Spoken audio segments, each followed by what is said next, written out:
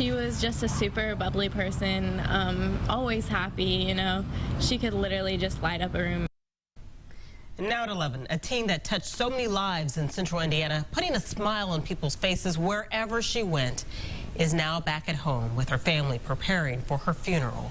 Good evening, I'm Erica Fly. And I'm Todd Connor. We first told you about Aubree Kramer's death last night at 11, and now 24 hours later, her remains have returned to Indiana, and those closest to her are planning ways to carry on her spirit.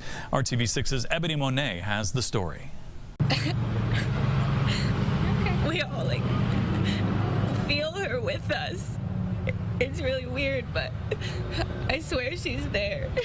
It's a sudden loss. Sometimes she's giving us a hug, and sometimes she's making us laugh. She really is. These Lafayette teens are coping with the death of their childhood friend. She let me borrow her coat at recess, and pretty much us three became best friends all that same day. And Aubree Kramer has been by their sides ever since, until just recently the 19-year-old moved to Florida, where Saturday she died in a car accident.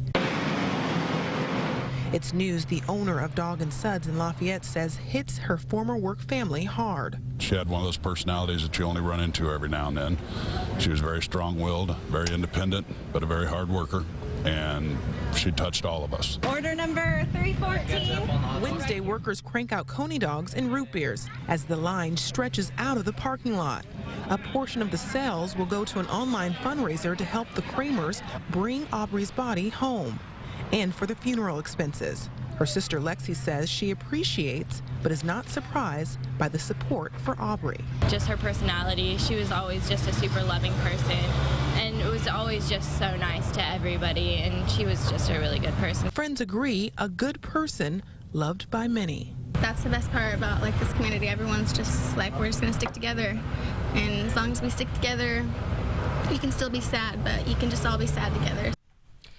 An online fundraiser has brought in more than $15,000 in 3 days. It will all go to help with the funeral arrangements, which are still in the works.